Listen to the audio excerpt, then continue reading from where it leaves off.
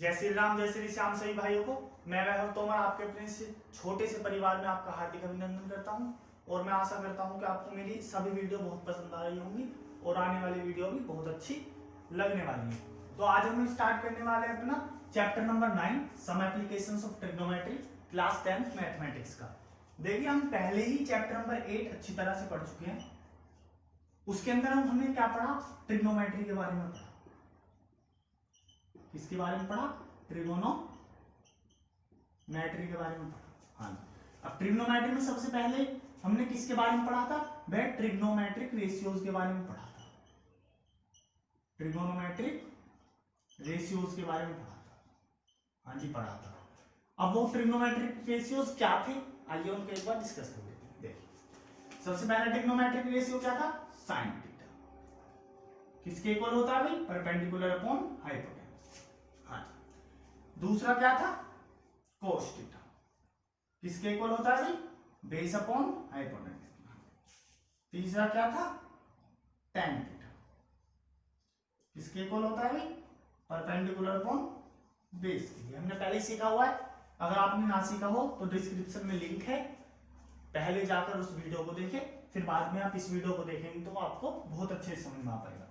देखिए साइन का just opposite क्या होता है? कोसेक। तो cosec theta is equals to hypotenuse upon perpendicular. हाँ जी, कोस का उल्टा सेक। सेक थीटा क्या होता है? Hypotenuse upon base. tan का उल्टा cot. Cot theta. Cot theta क्या होता है? Base upon perpendicular. हाँ जी, इतना हमने अच्छी तरह से पढ़ लिया है, समझ लिया है पहले ही लेक्चर्स में। आइए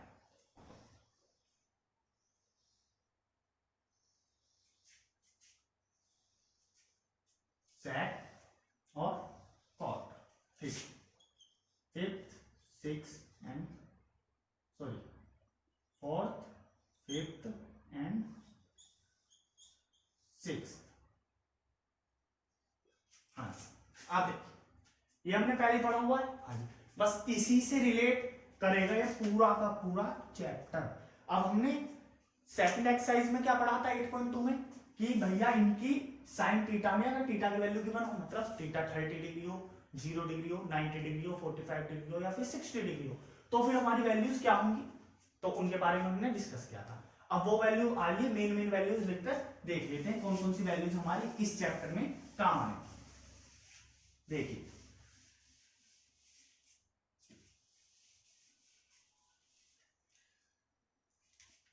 सबसे पहला साइन 30 कितना था भाई? 1/2। आई होप आपको याद होंगी और आप इन्हें याद भी कर रहे होंगे। दूसरा कोस 30 क्या थी भाई वैल्यू? √3/2। ठीक है, और ये वैल्यू इक्वल होती है कोस 60 डिग्री के भी। हाँ जी, और ये वैल्यू इक्वल होती है साइन 30 डिग्री के भी। हाँ जी, ये भी हम पता है। एक वैल्यू और बहुत इंपॉर्टेंट है इस चैप्टर में जो हमें पढ़ने के लिए मिलेगी, tan 30 डिग्री जो कि होती है 1/√3, और एक tan 60 डिग्री जो हम पढ़ने के मिलती है √3, ये फोर्थ है। और फिफ्थ पढ़ने के लिए मिलेगी हमें बहुत ही सिंपल, बहुत ही अच्छी, जो हमें पसंद आती है, tan 45 डिग्री जिसकी होती है 1। हाँ, ये वैल्यू हमने बहुत अच्छी तरह से याद करी हुई है, हमें कोई भी डाउट नहीं होना चाहिए। ठीक,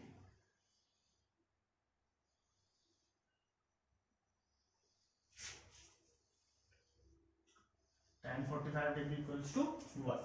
ठीक है, अब अगर आपको ये वैल्यूज याद हैं, आपने ये वैल्यू पहले पढ़ी हुई है, तो ये चैप्टर आपके लिए बहुत ही आसान होने वाला है। अब इस चैप्टर में क्या है, कैसे है, ये सीखने वाले हैं। देखिए ये हमने 8 चैप्टर रिवाइज कर लिया है अपना। अब हम आएंगे अपने 9 चैप्टर की तरफ। आइए देखिए सबसे पहले हम मेन की जो इसमें पढ़ते हैं, इस चैप्टर को क्यों पढ़ते हैं, देखिए इसका नाम जानिए। सबसे पहले चैप्टर का नाम में ही सार है, क्या है? Some applications of trigonometry. तो ट्रिग्नोमेट्री की कुछ एप्लीकेशंस आई कैसे? देखिए हमारा सपोज दैट कोई बिल्डिंग है, हमारी कोई बिल्डिंग है। हाँ जी, और हमें उसकी हाइट फाइंड करनी है, ठीक है। और जितनी दूरी पर हम उससे खड़े हैं हमें वो डिस्टेंस मालूम है, हमें वो डिस्टेंस मालूम है। सपोज दैट वो डिस्टेंस है x मीटर, x मीटर वो डिस्टेंस हमें मालूम है। और उस डिस्टेंस से जो हमारा उस बिल्डिंग के टॉप का एंगल बन रहा है हमें वो भी मालूम है, थीटा भी मालूम है। हाँ जी, सपोज दैट वो एंगल बन रहा है थीटा। और हमसे पूछी कि इसकी हाइट बताइए, तो हाइट सपोज दैट हमने माना h। अब हमको इसकी हाइट निकालनी, तो अब इस सिचुएशन में हम यूज कर सकते हैं ट्रिग्नोमेट्री का। तो इसी चीज को सम एप्लीकेशन ट्रिग्नोमेट्री बोलते हैं। कैसे भैया, कैसे यूज कर सकते हैं वो सीखना है। अब यूज किस तरीके से करना है, क्या यूज करना है वो देखने वाले। देखिए हम यूज करेंगे इसमें रेशियोज का, इसका रेशियोज का। भैया कौन से ratio, trigonometric ratio, trigonometric ratios का हम इसमें यूज करने वाले। देखिए अब कौन से ट्रिग्नोमेट्रिक रेशियोज का यूज करेंगे भैया, ट्रिग्नोमेट्रिक रेशियोज तो हमारे पास बहुत सारे हैं। कौन कौन से, साइन थीटा है, कोस थीटा है, टैन थीटा, यही तीन बहुत ज्यादा मेन है, बाकी तो इसका अपोजिट हो ही जाता है। तो अब भैया कौन सा यूज करेंगे कौन सा नहीं करेंगे, आप मुझे वैल्यू बताइए। साइन थीटा के हमने पढ़ा था परपेंडिकुलर अपॉन हाइपोटेनस से, cos theta base upon hypotenuse से, परपेंडिकुलर अपॉन बेस। अब मुझे एक बात बताइए, यहाँ तो 90 डिग्री का एंगल बनेगा क्योंकि बिल्डिंग बिल्कुल सीधी होती है, टेढ़ी तो होगी नहीं, गिर जाएगी, ठीक है। ये थीटा है। अब मुझे ये बताइए आप, ये बेस है, ये हाइट है, मतलब बेस भी हमारे पास गिवन है और परपेंडिकुलर भी हमारे पास गिवन है। तो ऐसा कौन सा रेशियो है जो बेस और परपेंडिकुलर से रिलेट करता है, तो भैया वो है tan थीटा। तो इसमें बस tan थीटा ही लगेगा। कैसे, तो यहाँ पर tan थीटा हो जाएगा हमारा, perpendicular is h upon x। अब भैया आपने तो बोला था इसकी हम बिल्डिंग की हाइट फाइंड कर सकते हैं, वो कैसे होगी। सपोज दैट ये थीटा है 30 डिग्री, कितनी डिग्री, या सपोज दैट थीटा है 45 डिग्री, ठीक है। और ये x है ना हमारा, तो ये x है 8 मीटर की, कितना मीटर, 8 मीटर। अब हमें x फाइंड करना है। तो tan 30 डिग्री, tan 45 डिग्री क्या होता है, देखिए tan 45 डिग्री इक्वल टू हो जाएगा हाइट अपॉन x, मतलब 8 मीटर। 8 tan 45 डिग्री की value 1 equals to h upon 8। तो h कितना आ गया, 8 मीटर। यहां तक कोई प्रॉब्लम नहीं, क्या इतना ही आसान है, बिल्कुल इतना ही आसान है। बस इसी तरह से हमें सारे के सारे क्वेश्चंस करने हैं, थ्योरी पढ़नी है, क्वेश्चन करने हैं बस। आइए एक क्वेश्चन और करके देख लेते हैं कैसे। कॉन्सेप्ट समझना है, बस कॉन्सेप्ट समझना है, बाकी कुछ नहीं, बस कॉन्सेप्ट के ऊपर ध्यान रखना है, वो समझते चलना है। ज्यादा हार्ड है नहीं, कभी ये सोचो बहुत ज्यादा हार्ड है, ये है वो, कुछ नहीं। अगर हमने एक चैप्टर की एक्सरसाइज 1 और 2 करी हुई है तो समझो हम पर पूरा चैप्टर आ। देखिए एक और देखिए, इनका यूज ना ट्रिग्नोमेट्री के एप्लीकेशन होता ही वहां यूज है। जैसे कि हमें किसी पहाड़ की हाइट फाइंड करनी है, कोई माउंटेन है हमारे पास, माउंटेन, अब देखो हम माउंटेन की हाइट निकालने वाले हैं। हमारे पास माउंटेन है, ये चोटी है माउंटेन की, ठीक है। अब माउंटेन को जब हम दूर से देख रहे हैं ना, तो यहां पर एंगल बन रहा है, अभी बात करेंगे। और ये माउंटेन से दूरी जो है, ये दूरी पता है हमें कि वो दूरी है भाई, सपोज दैट 1 किलोमीटर, 1 किलोमीटर, ठीक है। और ये एंगल जो बन रहा है ना, जब हम उसको देख रहे हैं, वो एंगल बन रहा है हमारा सपोज दैट 30 डिग्री। हाँ, या फिर आप बोलोगे भैया क्या आपने गड्ढा खोदा है यहाँ पर जो आपको ये वैल्यू पता है, तो ये तो आप गलत बता रहे हो। चलो बिल्कुल सही बोल रहे हो आप, मुझे गलत बता रहे हो, नहीं पता, ये हम पता भी नहीं लगा सकते किसी भी तरीके से, कोई भी। ये तो दूरी पता लगा सकते हैं ना, हाँ जी भैया ये तो पता लगा सकते हैं, तो इसे पता लगा लीजिए, सपोज दैट ये है 1 किलोमीटर। अब कर देंगे कैसे आएगा, तो हमें फाइंड क्या करना है, ये हाइट, और गिवन क्या दिया हुआ है, हाइपोटेन्यूस। तो ऐसा कौन सा रेशियो है जो परपेंडिकुलर और हाइपोटेन्यूस को रिलेट करता है? भैया वो तो साइन है। क्या है? साइन है। बस तो साइन में वैल्यू पुट कर दीजिए। साइन कितने डिग्री? 30 डिग्री। किसके इक्वल हो जाएगा? Perpendicular upon hypotenuse. Perpendicular is h and hypotenuse is 1 kilometre. ये 1/2 इक्वल्स टू h अपॉन 1। ठीक है, 1 की 1 में मल्टीप्लाई क्या होने वाला है? h equals to 0.5 kilometre. तो कितनी हाइट होने वाली है इसकी? 0.5 किलोमीटर होने वाली है। बस इसी तरह से सभी क्वेश्चंस हम करने वाले हैं। आइए एक दो क्वेश्चन और देख लेते हैं, थोड़ा हार्ड सा, जो हमें पढ़ने के लिए मिलता है। देख,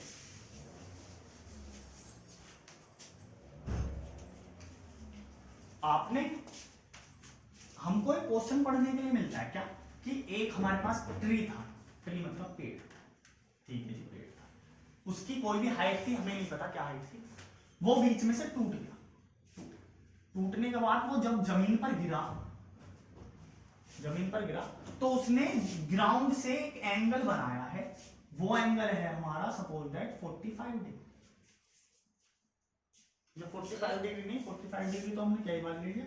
सपोज दैट वो एंगल है हमारा 60 डिग्री। कितने डिग्री? 60 डिग्री। हाँ जी। और जब ये पेड़ टूटा है, जितनी दूर इसकी टॉप गिरी है पेड़ की, वो दूरी है हमारी 5 मीटर या 6 मीटर। ठीक है, अब हमें पेड़ की हाइट फाइंड करनी है पूरी। पेड़ की ओरिजिनल हाइट क्या थी? आइए देखिए, हमें फाइंड क्या करना है? परपेंडिकुलर। गिवन क्या है? बेस। तो बस वही रेशियो उठा लीजिए, सिर्फ परपेंडिकुलर बेस हो। कौन सा होता है? tan। आइए, तो tan theta equals to perpendicular upon base. Theta की वैल्यू 60 डिग्री, तो tan 60 degree is equals to perpendicular हमें पता नहीं है, निकाल लें। बेस क्या है? 6। √3 इज इक्वल्स टू p अपॉन 6। p equals to 6√3 metre. इतना हमने फाइंड कर लिया। हाँ जी। अब क्या यही पेड़ की हाइट हो जाएगी? नहीं। क्यों? पेड़ की आधे पेड़ की हाइट लिख लीजिए अभी, ये टॉप की हाइट तो हमने निकाली नहीं। तो सपोज दैट ये थी x, तो अब ये x कहां पर आ गया गिरने के बाद? पेड़ यहां पर। तो अब हमें क्या फाइंड करना है? हाइपोटेन्यूस। और हमारे पास क्या है? या तो बेस भी है और परपेंडिकुलर भी है, जो सा आप चाहो वो लगा सकते हो। आइए हम लगा लेते हैं यहां पर कोस। हमारे पास बेस भी और हाइपोटेन्यूस हमें फाइंड करनी है। Cos cos theta is equals to base upon height. Cos 60 degree क्या होता है? 1/2। बेस क्या है? 6। हाइपोटेन्यूस हमें पता है, हाइपोटेन्यूस क्या आ गई? 12 मीटर। अब देखिए, ये 12 मीटर आ गई। हाँ, अब ये 12 है और ये 6√3 है। पेड़ की हाइट क्या हो जाएगी? x plus p। तो x plus p equals to height of tree. x क्या है? 12 प्लस 6√3 क्या हो जाएगा? हाइट हो जाएगी। किसकी हाइट हो जाएगी भाई? ट्री। यहीं तक हमारा था सारा क्वेश्चन। इसी तरह से हम सभी क्वेश्चन अपने सोल्व कर सकते हैं। इसमें कोई बड़ी बात नहीं थी। नहीं, अगर आपने चैप्टर नंबर 8 पढ़ा हुआ है तो मुझे पूरा विश्वास है कि आप इस पूरे चैप्टर को इन्हीं फॉर्मूले से कर दो। तो आई होप आपको बहुत अच्छी वीडियो लगी होगी और बहुत अच्छे से समझ में भी आई होगी। तो अगर आपको कोई डाउट हो तो आप मुझे कमेंट कर सकते हैं, या फिर अगर कोई आपको अदर चैप्टर से कोई डाउट पूछना है तो आप मुझे इंस्टाग्राम अकाउंट पर पर्सनली मैसेज भी कर सकते हैं। इंस्टाग्राम अकाउंट है मैथ्स विद विवांश ऑफिशियल। तो थैंक्स।